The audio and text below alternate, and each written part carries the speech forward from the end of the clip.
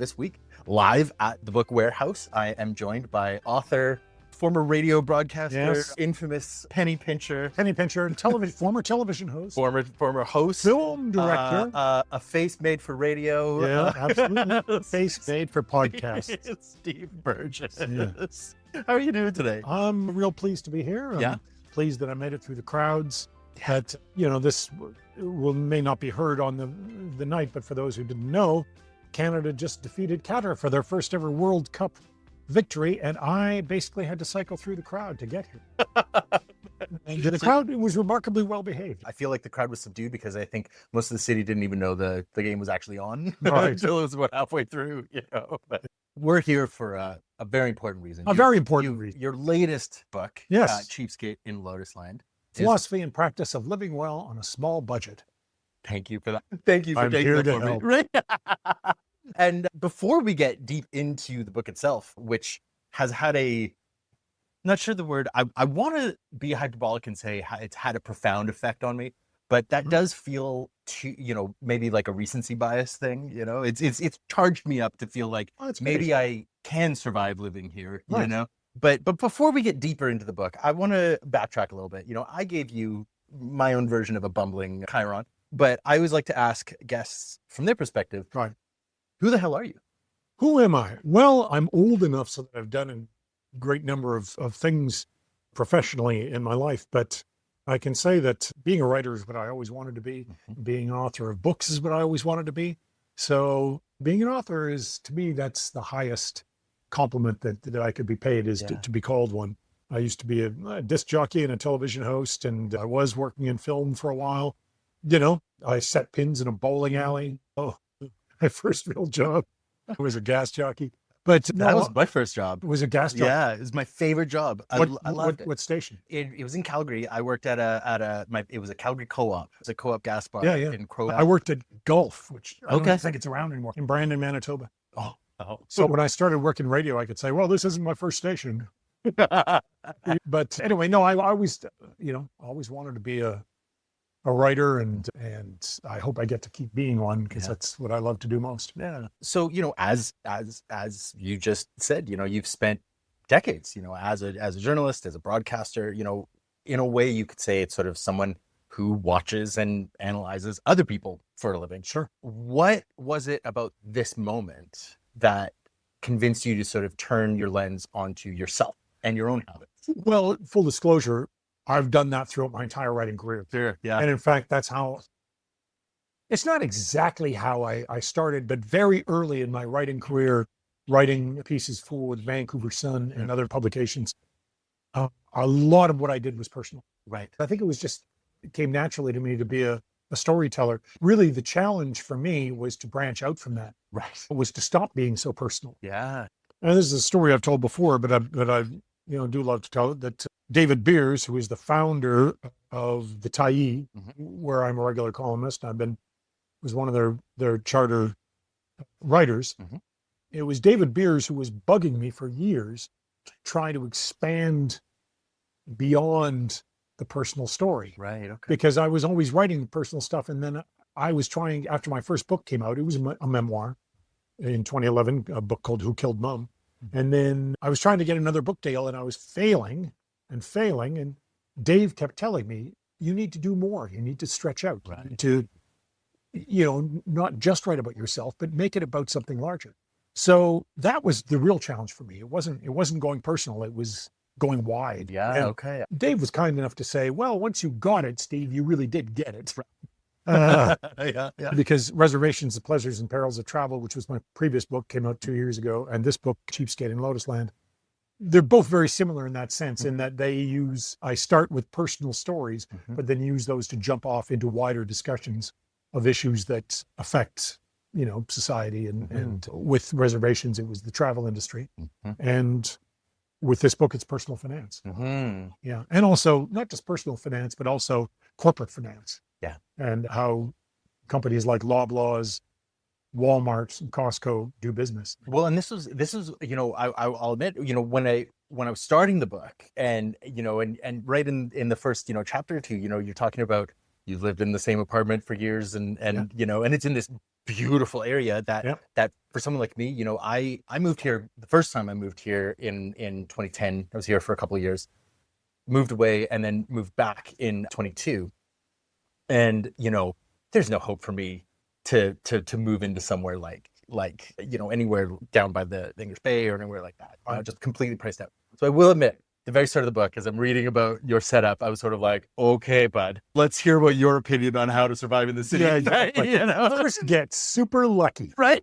Yeah. But the way you reflect not only on that, you know, chance and that situation, but also why other people currently aren't able to do that. Right. Which is, I think, the far more important Right.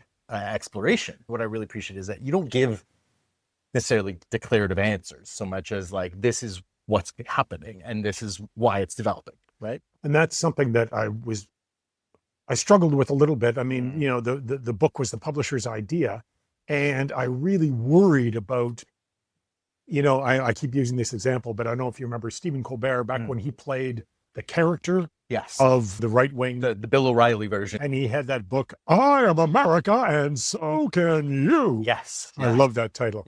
And so in my mind, I was always like, don't be I Am America and So Can You. Yeah. Don't be like, I am saving money and here's my prescription, because it's like your situation, Steve Burgess, is your own to some extent. So I tried to make sure that I wasn't too prescriptive and wasn't wagging a finger and saying, be like me, because some of it is luck.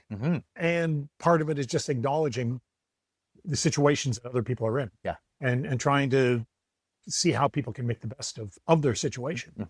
And trying to give advice where possible, but also just examining the situation that people find themselves in. I there was a section of the book that I read the same week that my therapist had given me a very similar piece of advice, which was funny, it clicked. But you were talking about this idea of understanding your impulses, right? You know, and understanding, you know, because, and you talk about this, you know, for you, there is no impulse to do this or that, because it's just kind of where the, you know, I call them the kind of like the skating rinks in your brain, you know, some have been grooved in certain different directions. And for you, those impulses exist somewhere else, and they don't necessarily exist around impulse spending and things like that, you know? Whereas for someone else, the first step isn't make a budget. It's to really understand what are your impulses and what are those kind of activations for you to go and just sort of mindlessly but excitedly do something, whatever it might be, right? You know. Well, one thing, I have gotten to the point where my impulses are, for the most part, under control, but I have, you know, one of the things I deal with in the book is that I have to acknowledge that I'm an obsessive personality. Yes. And that has a good side and a bad side. Now, I have managed to harness that obsessive personality in ways that are beneficial to me. I think one phrase I use somewhere in the book is, it's like getting a tiger because it eats rats. You know, it can go very bad. Yes. And it can turn very bad. And there have been times, and even in relative recent history, where things have gone bad. Of course. I mentioned, for example, that I used to be a TV host. So there was a time there when I had a little bit more money and I had 6 months off. And that's when I discovered that I loved traveling. And when I went to Italy, I discovered that for the first time ever that I began to take an interest in fashion. Oh, okay. So I can tell you, I went a little bit off the rails. And then the obsession switched from good to bad. And I today have a closet full of Italian shoes that never get worn.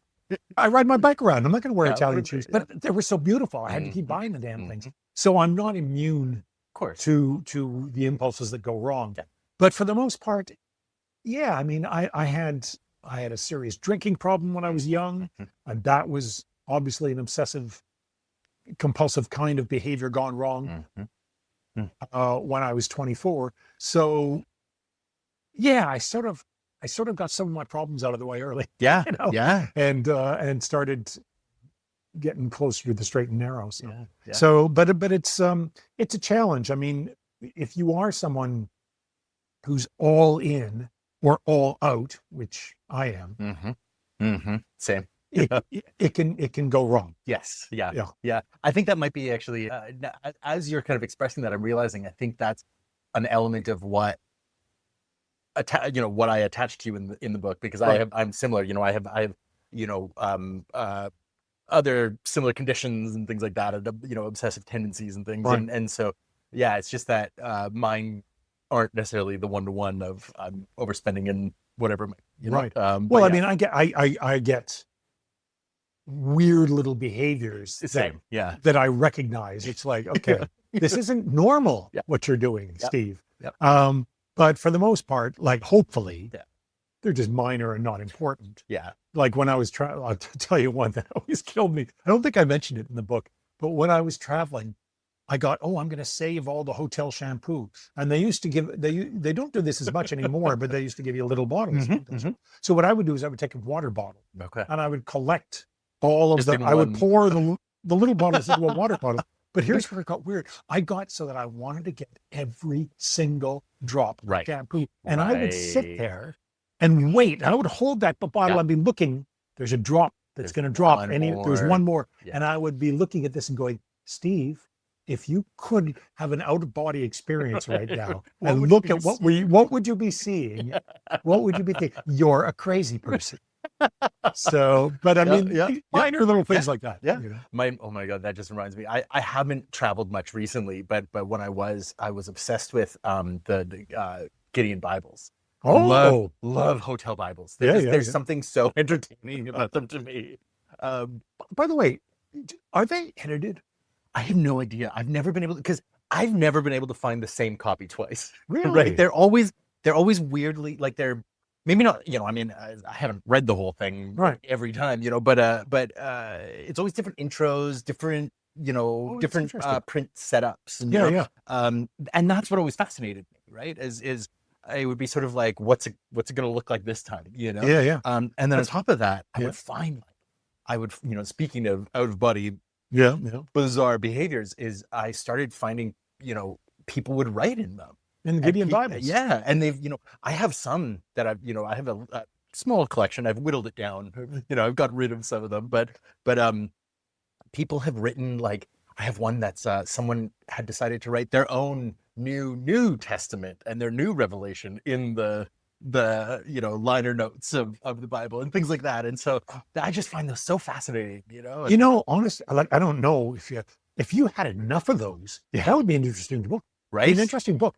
Like what people have written in Gideon's Bible. That's not a bad idea. Yeah. That would be fascinating. It's always been a personal little peccadillo of mine, right? But, no, we're off topic. Right. The very first book proposal I ever made, I managed to get an agent, and we made it. It was going to be called Mutants of Christ. And what it was going to be was strange variations of Christianity around the world. Oh yeah. But I love that stuff. Yeah. Well, we couldn't sell it. We couldn't sell it. Right. The craze there had been a little boomlet sure. in religious Christian books, and it was over. And it is a tough sell when you're writing a book that isn't for a religious audience, but it is a religious themed book. Yeah. That's a tough sell. Basically a book for me to read. Exactly. I'd buy the copy, right? But they also stopped. I stopped finding them. Is the other thing. That's why I kind of stopped. Right. Why I stopped collecting, because they just stopped putting them. Yeah, I don't think there's as many of them. I don't even know. I don't know who the Gideons are. I don't know what their deal is. I don't know if they're still around. I hope they're okay wherever they are. I used to know who they were, but I think they're just like a Christian charity. Okay, I think they're basically an evangelical. Gotcha. Christian charity. Okay, so maybe I don't wish them super well, is right. Yeah, right. And it's I wonder this is, and boy, now we're just speculating. We're way off in speculating. But I wonder if the lack of Gideon Bibles these days reflects a change in the ownership of motels. Like it, that's an interesting domino. Yeah. Like, I mean, back in the day, there were probably a lot more white families. And like, what's the connection and why are they coming in? Yeah, and then more and more immigrant families who came in and start buying up. Yeah, and suddenly the Bibles are not coming. Yeah. Interesting. Oh my God, I hadn't even thought of that direction. Yeah. Well, Gideon Bibles, like okay, Gideon Bibles as a theme, like you could have the things that you've written in them, like who are the Gideons? And The why are history there of few? the Why are there fewer? yeah. There's a book there. I was gonna say I might need to cut this part out because I need to copyright it. Yeah, yeah. Right? Before anybody gets Right. copyright, Yeah. copyright, I copyright. was gonna say TM, All whatever. rights reserved. back to you though. Right. So circling back to something about the book. You describe yourself as obsessively cheap. Right. Not somebody who's performing any level Right. of frugality. Right. Where did that awareness first kind of spring up for you? Where did you realize it wasn't just a habit, but kind of a core element of your identity? Boy, that's a good question. Like, I don't know that I thought that much about it when I was a kid. But I was definitely doing things when I was a kid. Yeah. The first sort of expression of it was that I was an obsessive saver of things, not just money, but things. Yeah. Like, for example, when I was a kid, I developed a liking for what we called swamp water, which was buying different kinds of soft drinks and mixing them. I would do that with Slurpees. Yeah. Yeah. And so I would splurge on big bottles of soft drinks. Yeah.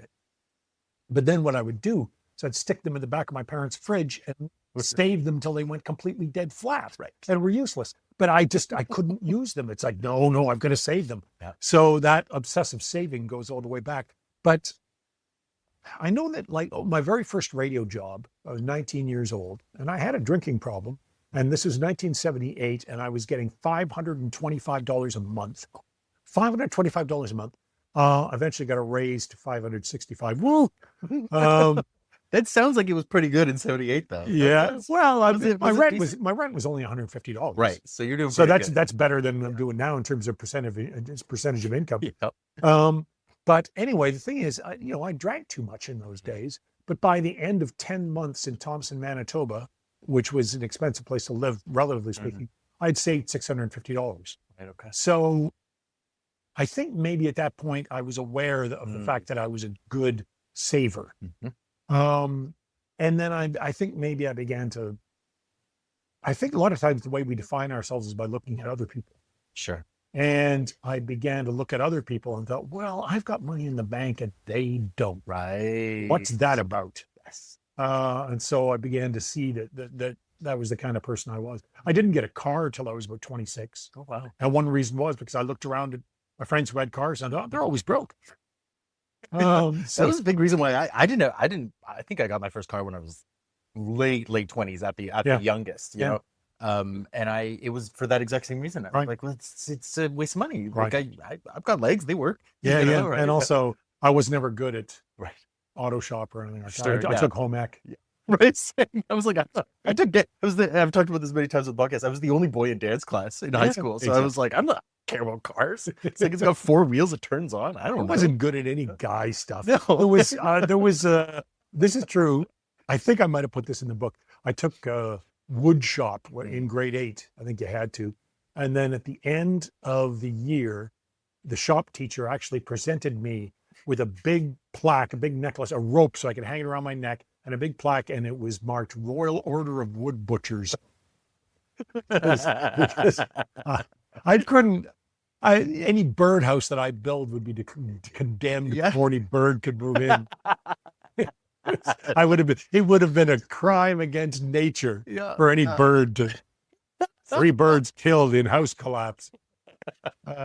So anyway, no, I was never good at that kind of stuff. I love it. Yeah. Looking at kind of the Vancouver angle of things, you live near Stanley Park, Right. in Lost Lagoon, one of the most, arguably one of the most beautiful neighborhoods in North America, like just an unbelievable place to live. How do you think about the tension around, loving the area that you live in and then the cost that comes with, most people in that area? Right. Well, the thing is, one of the things I write about a lot in the book is that saving money ultimately becomes a matter of priorities, where if you're someone like me, you save I save, therefore I am, I save because I'm cheap. But once you get to a certain point, hopefully you start to examine things and go, well, wait a minute, I'm not saving just to have a lot of money in the bank when I die. I should be saving for some kind of purpose. And one of my purposes developed in midlife is travel. Not worrying about money so that I'm not stressed about money. That's another purpose. But the other thing is, once I got to Vancouver, once I got to, I was working in radio, and I worked jumping from radio station to radio station. And I came here to work for the late lamented 14 Seafun Radio. But once I got here, my focus shifted. Up until that point, it's like, oh, what's a bigger radio station I can go to? Sure. Then I got to Vancouver, and I thought, how can I stay in Vancouver? That became more important. When I got fired from my radio job after 5 years, I wasn't thinking, what's the next radio station I can go to? I was thinking, what do I do here? What do I do here in Vancouver? Sure. Yeah. So that becomes a matter of priorities. So yes, I live in a beautiful place, and my priority is to stay there. Yeah. And I hope I'll be able to. Yeah. The company who runs my building is a very good company. And so I don't, knock on wood, but I don't think I have to worry about rental eviction. Right. And so I think hopefully I should be able to hang in there. But that is a matter. It's a matter of identifying what your financial priorities are in life. And in mine, and one of my priorities is keeping my apartment. Yeah. Looking out, kind of Vancouver. I think I'm with you. I'm in a stage of my life right now where I'm like, I'm in a career transition, but I'm like, what can I do to stay here rather than, but Vancouver has its own very particular flavor of not only kind of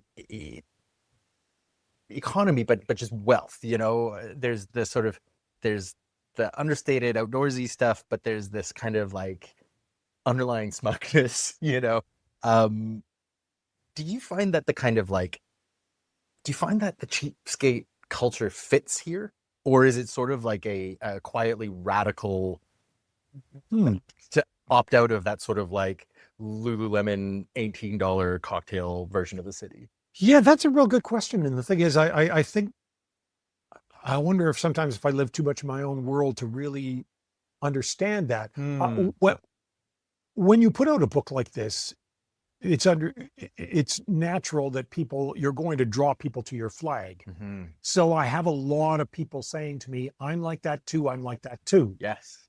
But I don't think that I went into writing the book thinking this is an expression of Vancouver, Of course. Yeah. But whether it's a Vancouver question or a larger question, I don't know. To me, it's more like a larger cultural question, like the culture of materialism versus the culture of something closer to simplicity.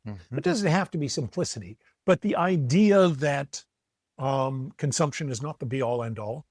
I think that's something that's part of Vancouver. Yeah. And then there is also in Vancouver and beyond Vancouver, that culture of acquisition. And I've never identified with it. I've never liked it, never understood it. And so, but whether when I wrote the book, I'm not sure that I was really aware of whether I was going to be tapping into a bunch of like-minded souls. Sure. Or not. I hope I am. Yeah. I hope I am. That actually, that sort of builds right into the next question, just to kind of keep digging at that a little bit. You've been here since late 80s, right. and I'm curious, what have you watched happen in the city in regards to its relationship with money, and what do you think that's done to the people's sense of what a normal Vancouver life is sort of quote unquote supposed to look like? Well, it's not exactly a news bulletin that the city has become more expensive to live in. Now, everywhere. hot take here. Right, here we go. Yeah, ladies and gentlemen. We interrupt this broadcast. Do not panic. Steve Burgess says that Vancouver is more expensive now.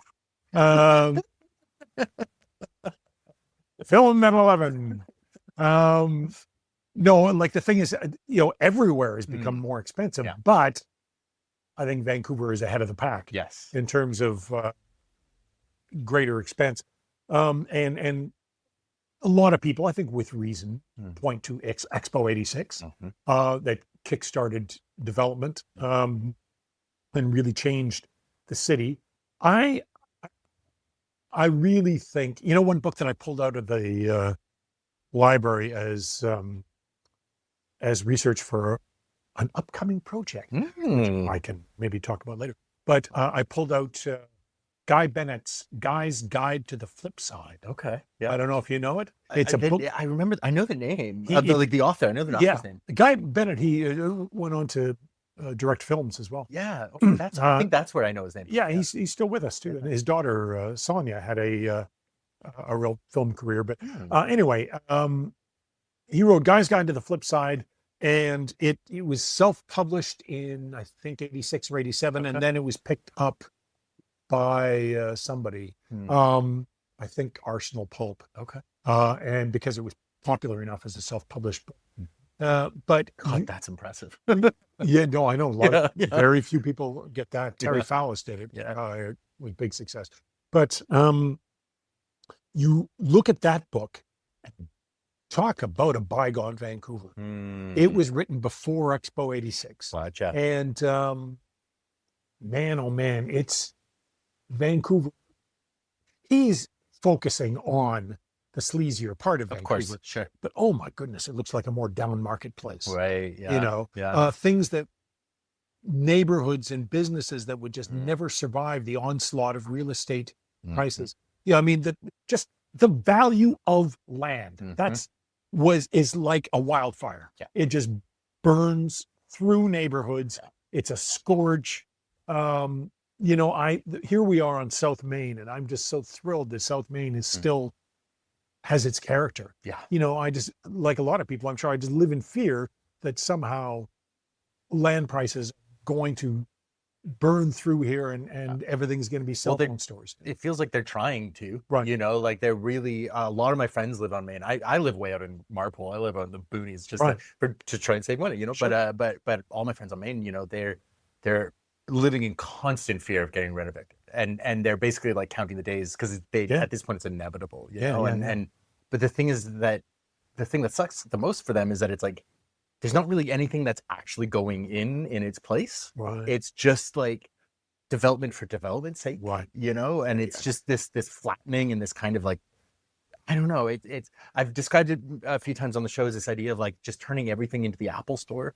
It's just making it just flat, glass, boring, soulless, just frictionless, right? I mean, a lot of people talk about, they use as the showcase street for that is Robson Street, in the sense that Robson Street used to be, and this would be before your time, but I remember it, used to be something called the Robsonstrasse. And it was European delis, and it was schnitzel restaurants and quirky businesses. And now it's basically... Well, it turned into the same stuff you see in the Champs-Élysées or any other. It's just a mall. Yeah. Now, having said that, you can't deny that Robson has a certain life and vitality to it. Sure. But nonetheless, give me a place like South Main any day. Yeah. There's a barber shop just down the street where you can sit in a Spider-Man car, right? And get your haircut. Now, I asked her, and she said, if you can fit in a Spider-Man car, we will cut your hair. So if you are small of stature, age is no barrier, and you can sit in a Batmobile or a police car, risk it. Get your hair cut.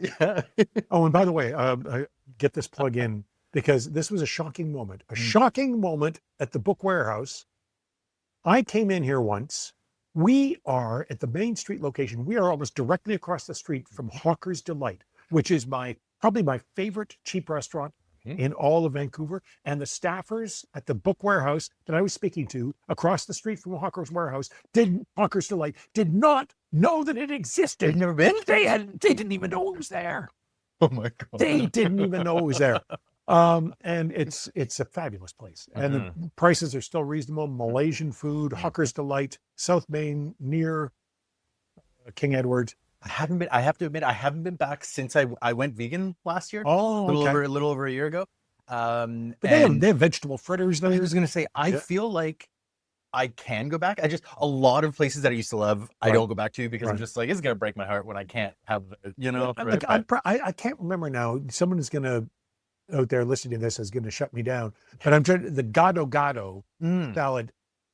I'm trying to think if there's a meat element in that. I'm not sure if there is. I'm, But I'll bet if there I'm is sure one, there's options, yeah, right? there's options. Yeah. Yeah. Yeah. So yeah, but But no, that place is iconic. I it's love it. Yeah, wonderful. yeah.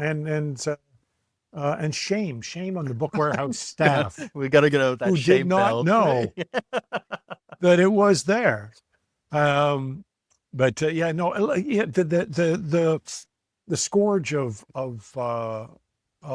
real estate prices Yeah. is something that just seems relentless, and you just hope against hope that the city can retain its character. It's something I've been kind of digging in both on the show and then on my own time is around this idea of like you hear often about this idea of like the loneliness epidemic and things like that. And I actually don't think that is real. I don't think it's actually a loneliness epidemic, at least in the way that we frame it. I think that it's a sort of a societal isolation and we're the things that we're participating in it willingly. Because there's things like, there's data that's showing that a huge sort of trigger for feelings of loneliness, feelings of lack of connection is overconsumption. Right. And we buy things to kind of like show others and to show ourselves who we are, or to try and show who we belong to, or these kinds of things. But they end up not filling the space that we're actually trying to fill. Right. I know it's irrational, but I get angry when I see pickup truck ads. Exactly. I get 100%. Angry. Yeah. It's just like, who is falling for this? Somebody is, because they wouldn't keep running the ads. Well, and they're everywhere. And they're everywhere. Right? Yeah.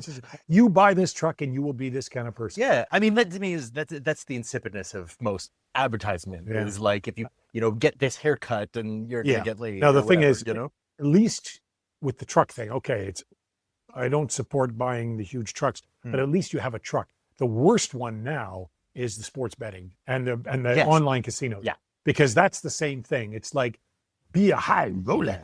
And it's like, you fools, like they are just playing you like fiddles. And in that case, you don't end up with a truck. You don't end up with nothing. Exactly. You're lucky if you have that cardboard box, right? Yeah, But I'm curious, building out of that, do you think that cheapness, said non-derogatory, right? But cheapness, frugality. Yeah.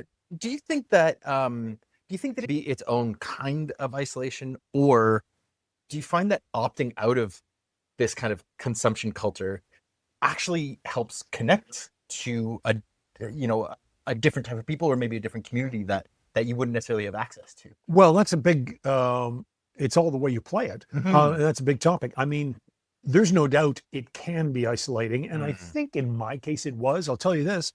I've said it before, when the pandemic hit, my life did not change one bit. Because I'd already stopped going to restaurants and I'd already stopped going to cafes. Yeah. I spent all my time at home and now I was getting government checks for that. So it's like, this is okay. Yep. So for me, frugality did become a means of isolation. But I also know that in writing this book, I talked to people from the Buy Nothing movement. Yes. And also people from the Freegan movement. And these are people who believe very much in community and they believe in exchanging and helping people out. So there's no doubt that having an anti-consumption lifestyle can put you in touch with your people and can be a very social thing to do. For me, it's like I'm more antisocial to begin with. So I didn't do that. But I was surprised. There was Michelle Gamage, who is a fellow Tyee writer. She was talking to me about how, like, people would be cutting her hair, She would go online and say, anybody want to cut my hair? And the Buy Nothing groups actually are some of my favorite things. I found, like, because they do like just for the neighborhood. So Right. it's like, I'm part of the like Buy Nothing Marpool, and I love those people so much. I don't know a single one of them by name, mostly because I'm garbage with names, but like anytime something pops up, it's, Yeah. and everybody's a block away. So it's Yeah. beautiful. No, it's very, that's a great community thing. Mhm. And, they talk about community fridges, Yeah. they take some, leave some and everything. Mhm. I don't know if you saw this online. Somebody started a movement. We need to put a stop to the free libraries. Like it's like I'm sorry, put a stop. we need to stop the insidious spread of free libraries. Who knows who's going to be reading Dan Brown, Da Vinci's Inquest in your neighborhood because some irresponsible person put it in the free library. It is parody, Oh but my God. I was going to say, I really hope that they were. I hope they do better too. Yeah, It's like, no, my God. it's parody, but it's true. It's like, stop it. Right? Stop the sharing of books. I was gonna say, my favorite part of the free libraries. This is such a tangent, but my favorite part of free libraries is seeing the repeated, the ones that are always there, Right. But then sometimes you just get like a lottery ticket winner. Like you find something where you're just like, wow, right? I love those. They're the best. There's a story. This is again. Now we're going down rabbit holes, but there's a chapter in the book about thrifting, and I talked to a Victoria fellow named Marcus Pollard.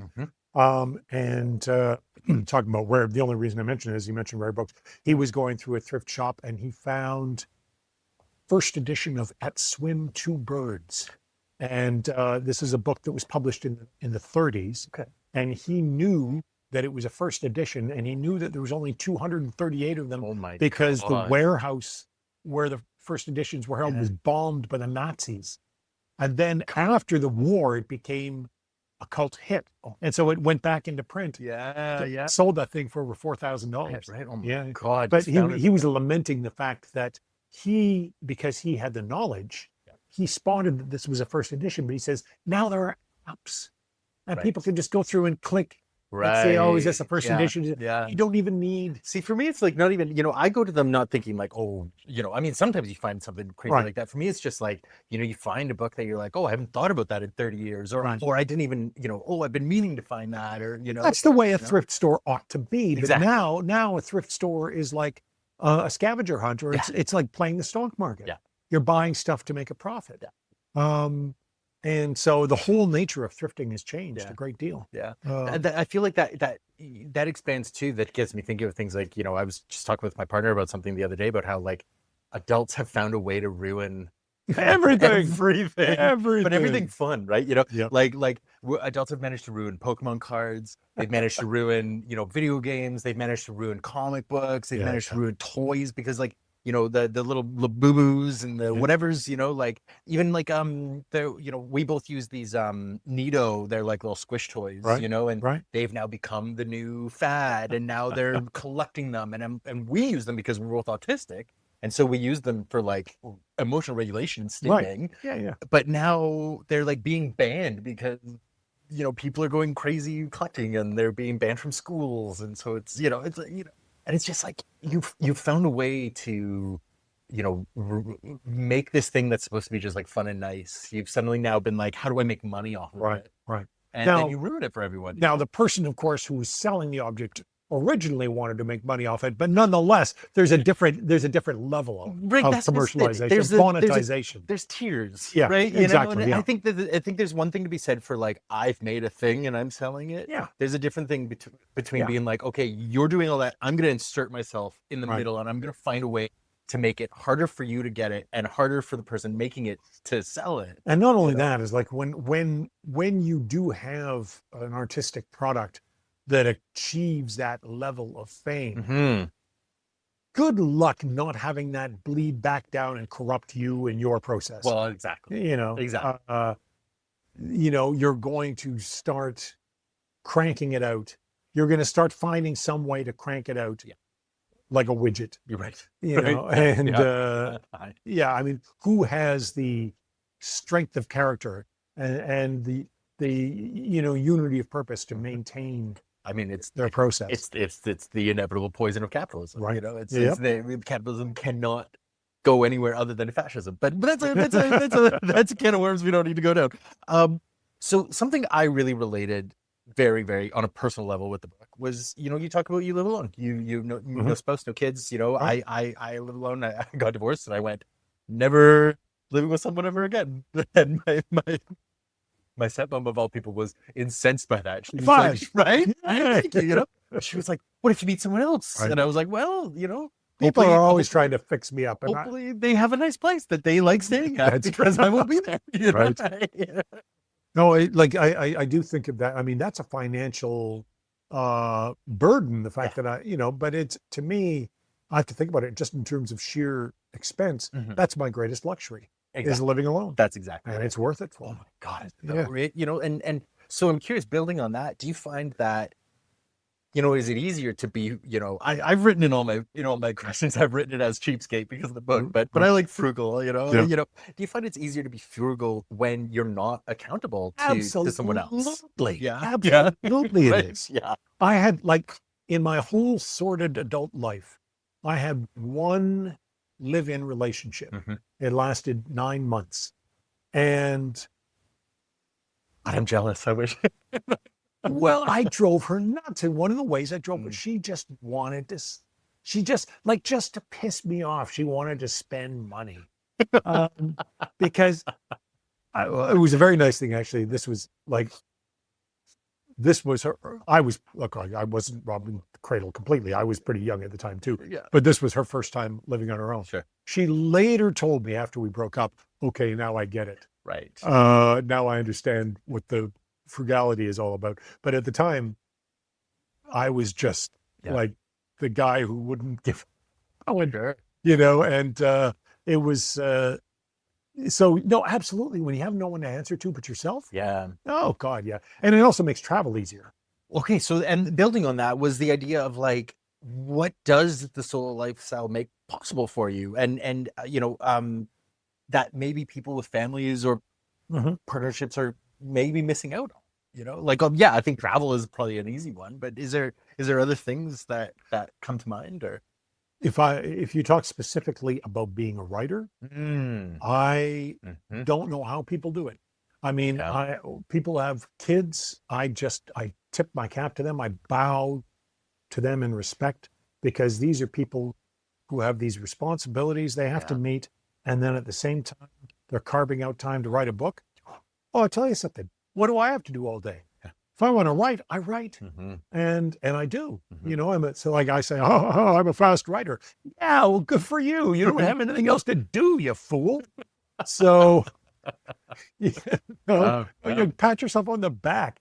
But I mean, I see other people who have kids and they have families, and I really wonder how they manage to do it. So no, I mean, it's easier to be selfish is what it is. When you live alone, selfishness comes with the territory. Right? Yeah. It does. Do you think until your soul atrophies? I was going to say, at what point does it stop being? Does it stop being selfish and it becomes something else? I go out and I steal candy from children now. It's just to feel something. I'm tired of being selfish by myself. I'm going to be selfish in the wider world.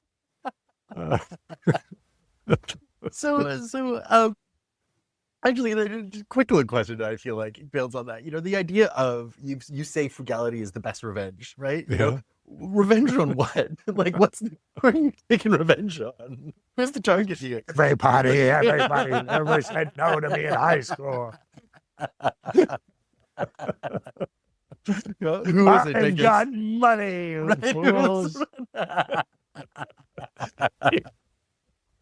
I felt like that. I felt like that was the answer, but I wanted to be sure.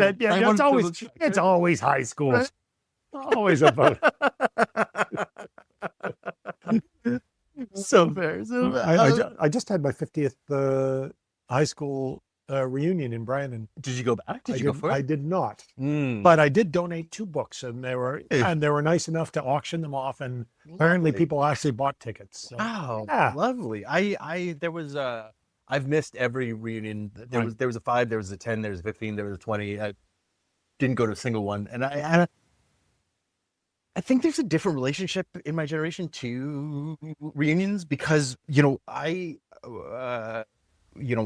I graduated high school 2005, and we were already on MySpace and stuff like that, Right. you Yeah. know. Yeah. And then, my first year of university, we got Facebook, and so it's like we've been spying on each other Yeah. Yeah. from day Exactly. one, Yeah. You don't right? need to. Yeah. I know who became a loser. I just have to look in a mirror, people, it's very true. I graduated in the pre-social media era Mhm. and also before the wheel. But the other thing is, and this has nothing to do with social media or anything, I think I was in a little group of freaks, Right. and we called ourselves freaks, and they called us freak. We were long-haired, Mhm. pot-smoking freak, and my long-haired pot-smoking pals weren't going to be at the reunion, and the Right. people that were going to be at the reunion were people who probably didn't want to have anything to do with me, and I didn't want to have anything to do with them. They're nice people now, and we're all nice people, Sure. but I didn't really form any bond. Yeah. What do you have to talk about? Right. Like, Exactly. how are your kids? So, did you ever start smoking pot? I stopped myself. Right. Yeah. For the time, we'll move to the wrap ups here. I won't keep you hostage much longer Right. here, but It's been brutal. I know. It's a really real feet to the fire type journalism here on My Friendless. feet are actually chained to the floor. I don't know if anybody knows. Yeah, That's the we're 1st step. hiding that from the Yes, camera. that's right. That's actually why we have this tablecloth in this booth it's here. terrible. You brought up writing, and this is something I wanted to kind of wrap up with. You write that a good life requires a degree of discipline. Right. That and that's sometimes a potentially uncomfortable thing to say out loud, at least in kind of at least in the context right now. I find that discipline can sometimes be interpreted as a little bit of maybe a dirty word in a culture that prefers language of self-care and language of kind of flowery internet psychology. Right. Didn't actually go to university for psychology, but watched a couple TikToks, so they think they know what gaslighting means. Thank you. You're not the only one, and I'm not the only one. People have rebelled against that word. Oh yeah, and I got to say, I was an early adopter of saying you don't know what that word means. This is the thing, because I was like, no, I've been actually really, and I I know that there is such a thing. You just dated an asshole. Yeah, that's right. That's different. You're disagreeing with me. This is the thing. Disagreement is not. Is not gaslighting. Right. But so anyway. So talking about there's a culture of do what feels good, right? Right. Do you think that we're in a stage where people are starting to be ready to hear this alternate take? Boy, again, I don't know if it's living in a bubble. I'm not exactly sure what the zeitgeist is about that. I hope so. I hope so, because I think I hope that is a process of maturation. I mean, as you get older, you begin to realize that excess. Was it Henry Miller, I think, said the road to excess. The palace of wisdom. Road to excess leads to the palace of wisdom. Yes. And story Henri, but I don't think so. Hunter S. Thompson shot himself. Yeah. I loved Hunter S. Thompson, by the way, when I was a kid. But I do think that it is a process of maturing. And I certainly learned the lesson because I was an alcoholic when I was young. Sure. And so it was pretty easy for me to figure out that, being completely undisciplined and giving into your inclinations fully is not a path to happiness. So once that was, there's no doubt about it. That was the most important thing and step in my adult life. It happened when I was 24 years old. That changed my life. That was a fundamental dividing point in my life. And that fundamental dividing point had to do with taming my worst impulses.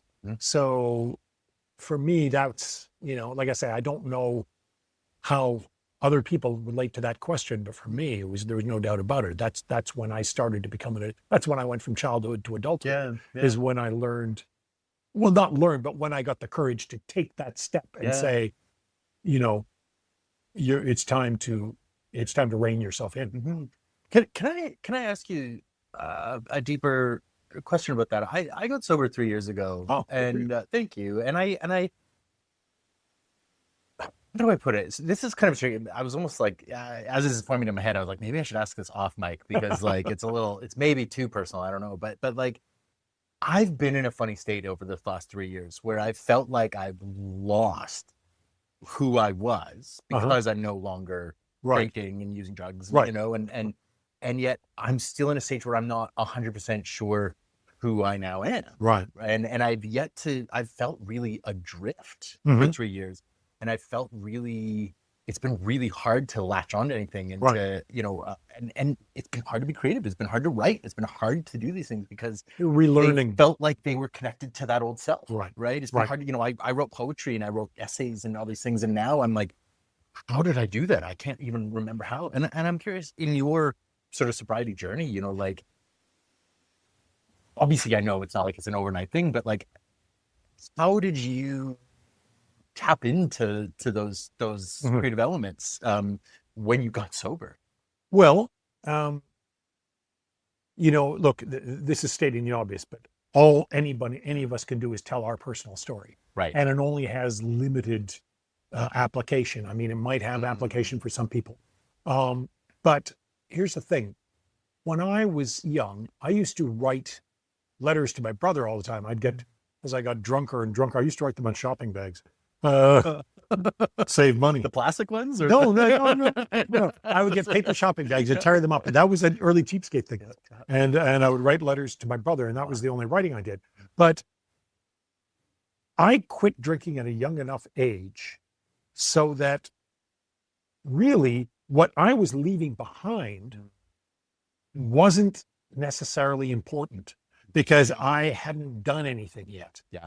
And I think in looking back, one thing I do realize is that I threw myself into working for the radio station I was working at, and I became the music director, and I worked like 16-hour days, and it wasn't worth it. But what it was me just like, in the same way, like, I've got a whole bunch of energy and time that I didn't have before. I'm going to put it here. Yes. And I hadn't figured out yet what I wanted to do. Right. So I was basically in the same place you were. But what I had was a job that gave me some busy work to do. And that's what I did. Busy work. And then it took me quite a long time. Keep in mind, I'm a senior citizen. My first book came out in my 50s. My second book, Reservations, came out when I was a senior citizen, and so did this one. So it is a long process. And it took me, you know, I wasn't always conscious of it, but it took me a long time to round into form and to find out who I was as an adult. So it's a long process. I like you had started your process of creativity beforehand. So now you feel like you have to relearn it. And I'm lucky in the sense that I hadn't really done much. Right. You know? Except drink. You know? But it is, I do still find that very comforting. I find that very reassuring in a way of knowing that, you know, because there are, you know, luckily for me, in the darker moments, it's never like, oh, and it's I should start drinking again, so much as it's like, crap, maybe I'm never gonna write again. But it's like, no, I know that that's just black and white, dysregulated thinking. But it's like, it's reassuring to know that it's I guess it's just about trusting the process or something, you know. And I think it's about trying to search for systems that work for you. You had systems before. That's just and you've stopped those. And good for you. Right. Thank you. You need new systems now. Right. I have, like everybody, here's a little bit of, if anybody's still listening, a little bit of general writing advice that I would give is don't listen to anybody else's writing advice. Just find out, the only piece of writing advice that really works is write. You know, I hear people, well, I do this and I do this. Do you know, the one that blows my mind too is like Graham Greene used to write 500 words a day, and apparently he would stop in mid-sentence when he Yeah. reached 500. Yeah. That's crazy shit. But he was a great novelist. Yeah. So I'm not going to be like Graham Greene. I'm not. I think that's stupid. Yeah. And yet, It's also a different time. It's like, it's when Yeah. he was, he could do that. Yeah, And, yeah. But and the thing is, if you get hung up on how other people do it, Right. you're going to get insecure. Yeah. You really need to find out what works for you. Yeah. I'll tell you what I do. I get up. I'm not early in the morning either. I'm not an early riser. I get up earlier than I used to. I used to really sleep late. But anyway, I get up. I vegetate for a little while in front of the computer, sit there and stare and browse. Yep. And then I have breakfast and I shower. And then I have some back exercises I have to do. So Yeah. I do my back exercises. And while I'm doing those, I'm making the first of what will be eventually 2 double espressos on my home machine. Mhm. All right. And I don't drink coffee, by the way, with breakfast because I'm saving the caffeine. Right. Once I've done the back exercises and I've made the coffee, it's writing time. Mhm. The espresso is going to catapult me Right. to productivity. Yeah. In a way, I'm using drugs to write, Sure. you know, Yeah. but that's my process. But it's the ritual, right? It's the exactly ritual, right. That's And exactly right. I think you're really onto something too. And it's something, I don't know why I'm so resistant to it. I think there's this part of me that's like, well, I didn't try anything and it worked. So Yeah, I guess, right? You know what I mean? Right. Ned Flanders and his wife. We've tried nothing and we're out of ideas. Exactly. Right. And so it's one of those, like, the resistance to just like try a new experiment and see if it sticks. Right. Right. Yeah. Developing. I was telling someone else in an interview this the other day. My mom used to say, and I think she might have heard it from somewhere else, but she said, if you just start doing something consciously, within 5 years, it will become a habit. So start consciously doing the things that you want to do, and hopefully they will become habits after a while. I love it. Yeah. Very last question before we wrap up. You may have just given what could have been your answer, but if someone was to read your book, close it, and if they were to take one thing away, not money related, Right. just something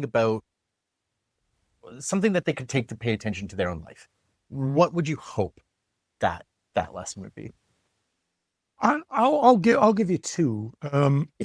Simple one is, I think one of the messages of the book is identify your priorities. Find what your priorities are and concentrate on those. That is one of the main points of the book. The other thing is just a piece of philosophy that I came upon when I was writing the book, and I wrote about, and I just thought it's so brilliant, and it goes all the way back to Diogenes, the wonderful cynic. Who, for people who don't know it, cynic and cynical are not the same. We don't know why the word cynical came from the cynics, because the cynics weren't cynical. They believed in simplicity and a natural lifestyle. And Diogenes apparently lived in an urn in the edge of the. He sat in a bath. He sat in a tub in the forum, In the or forum. in the courtyard. Yeah. And he had one of only 2 men that Alexander the Great asked to see. This is the legend. I mean, Yeah. one of the things about Diogenes is that we don't know for sure anything he did or said because he never wrote anything. Yes. Yeah. So, like, it might all be legend. Right. But the famous story is that Alexander the Great came to visit him, and what can I do for you, Diogenes? And he said, you can get out of my light. But Diogenes apparently had a philosophy. He said, the gods want for nothing. The gods have everything they want.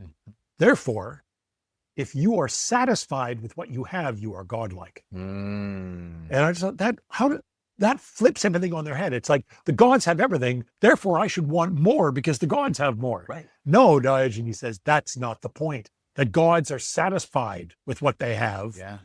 If you are satisfied, you are living like a god. And I just think that's as good a takeaway from my book or any book. Enough is enough. I love it. Yeah. I love it. Steve Burgess, thank you so much for joining me today. What a pleasure it's been to chat with you. Before we wrap up, where would you like to steer listeners next? Where would you like them to go to find more out about you? Gee, I don't know. I'd like them to buy the book. Yeah. Cheapskate and Lotus Land. Buy it at the Book Warehouse on Main Buy it at the Book Warehouse on Main. You know, if you don't like the Book Warehouse on Main, I'm sorry, I don't know why you wouldn't. Yeah. But there's also the Book Warehouse on Broadway. There you go, right? Yeah. You know, those people are good people. Black Bond Books, anyone under the umbrella. You know, if you've got a beef with Main Street Book, I'm not saying anybody does, but you know, you get some of these. You never know. Authors have feuds, and but anyway, no, I just I don't want to. I am pleased to say that I'm working on another project for Harbour Publishing. Fantastic. I won't say what it is yet. Okay. It's gonna be a couple of years away. Gotcha. So it's still brewing. Still brewing. Excellent. I'm working on it now. So. Excellent. Well, I'll make sure there will be links in the show notes for where to find your book, Cheapskate and Lotus Land. Where to find your other books. You know, give a second life to some of your other writings. Yeah, Reservations, The Pleasures and Perils of Travel is still in print. My first book, Who Killed Mum, is at the library, but hard to find otherwise. Fair enough. But I'm very proud of that book. If you can dig it up from the library, people liked it. It made the top 10 year-end critics lists at both the Globe and Mail and the Toronto Star. So there you go. Pretty big stuff. That's huge. Yeah. Well, I mean, I got nothing left and I have no sign off. So that's as good an end as any. Excellent. Pleasure.